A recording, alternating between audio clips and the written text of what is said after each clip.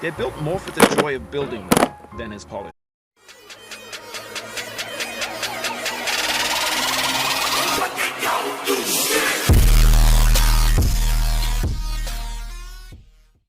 ورحمة الله تعالى وبركاته. ازيكم يا عاملين يا رب تكونوا كلكم دايما بخير. النهارده معاكم علي من قناة حلوة جيمنج.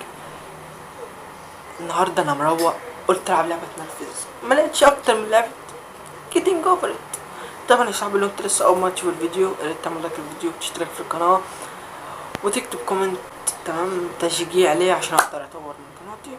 بس خلينا نبدأ في اللعبة. طبعا اللعبة عبارة عن تعرفين عن ايه؟ عبارة واحد محشور جوه البتاعة دي ومعاه الشاكوش.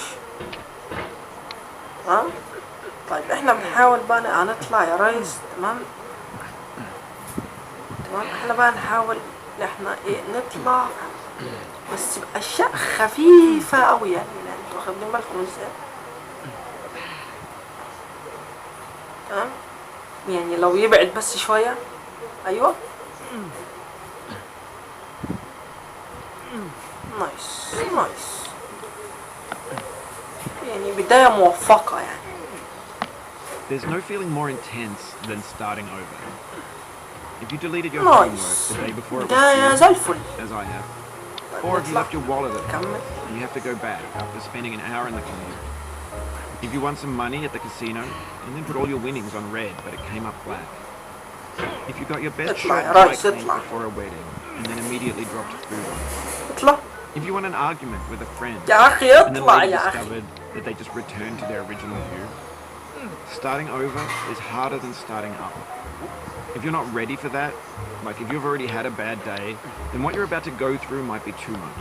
Nice. Feel free to go away and come back. I'll be here. Alright, thanks for coming with me on this trip. I'll understand if you have to take a break at any point. Nice. Find a safe place to stop and quit the game. يا أخي كمل. Don't worry, I'll save your progress. لا. Even your mistakes. This game is a homage to a free game that came out in 2002 entitled Sexy Hiking. The author of that game was Jazzor, a mysterious Czech designer who was known at the time as the father of B games. B games are rough assemblages of found objects. Designers slap them together very quickly and freely, and they're often too rough and unfriendly to gain much of a following. They're built more for the joy of building them than as polished products. In a certain way, Sexy Hiking is the perfect embodiment. It's built almost entirely out of found and recycled parts. It's one of the most unusual and unfriendly games of its time. In it, your task is simply to drag yourself up a mountain with a hammer. And that act of climbing, in the digital world or in real life, has certain essential properties that give the game its flavor. No amount of forward progress is guaranteed. Some cliffs are too sheer or too slippery. And the player is constantly, unremittingly in danger of falling. ربنا انا عملت ايه في حياتي طيب يحصل لكل ده؟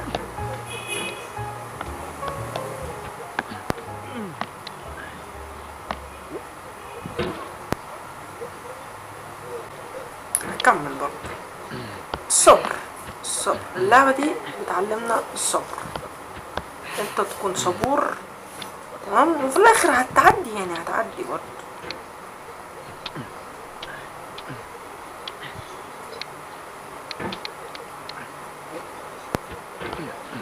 Nice. Anyway, when you start Sexy Hiking, you're standing next to this dead tree that blocks the way to the entire rest of the game. يا ولد It might take you an hour to get over that. A lot of people know past it. Prod and poke throwing the limit of your reach and your strength, trying to find a way up and over.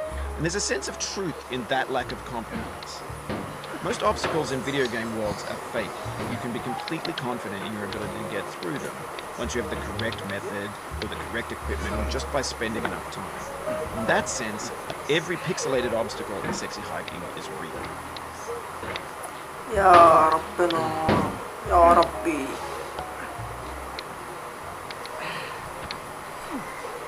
يا اخي اطلع يا اخي اطلع يا جدعان.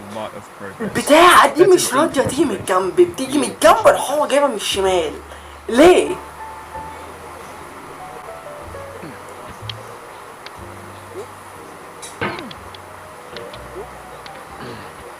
يابا اطلع يابا.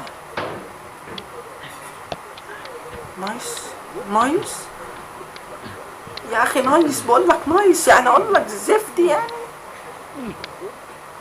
طيب كم عايز ادي نفسي دفعة.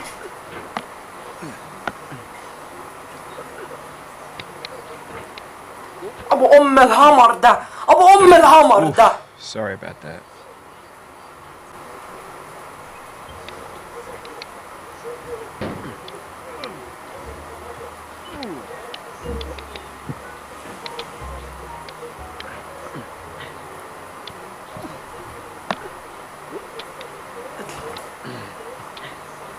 يا اخي اطلع يا اخي اطلع يا اخي اطلع. Keep on trying. Don't let it get to you.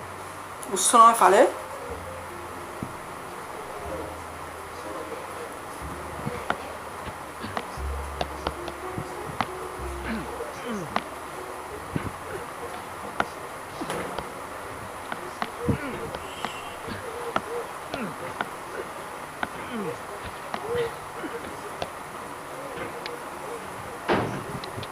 نايس.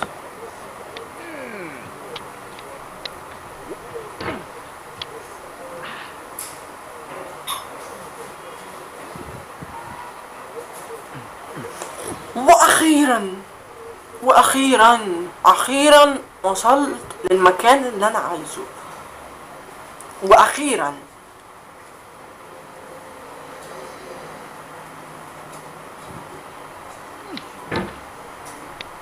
The obstacles in sexy hiking are unyielding, and that makes the game uniquely frustrating.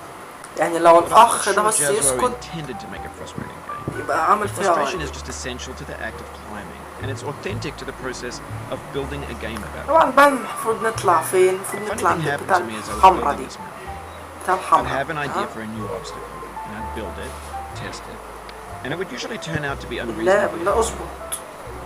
But I couldn't bring myself to make it easier. It already felt like my inability to get past the new obstacle was my fault as a player rather than as a builder. اديها كده ودي.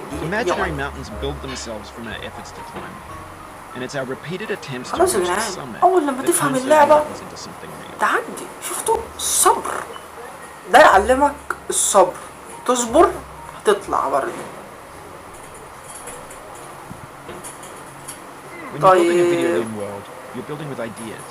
دي بقى And that can be like بصوا، working دي with بقى thick-set cement. اكتر حاجة You mold your ideas into a certain ممكن shape that تشلني. can be played with, and in the process of playing with them, they begin to harden and really? set until they're immutable, like rock. بصوا الهمر قصير، الهمر طويل والمكان قصير وعايزين نطلع على اللمبة. المطور بيستهبل وربنا. انا هحاول ادي نفسي دفعة كده.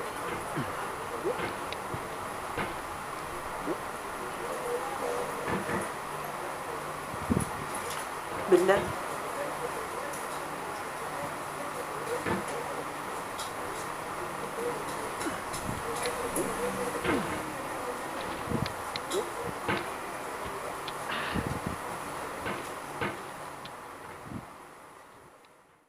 احنا نقف لغاية هنا يا جدعان، احنا نقف لغاية هنا تمام.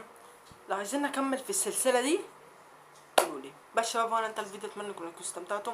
طبعا متنسوش تعملوا لايك واشتراك في القناة. السلام.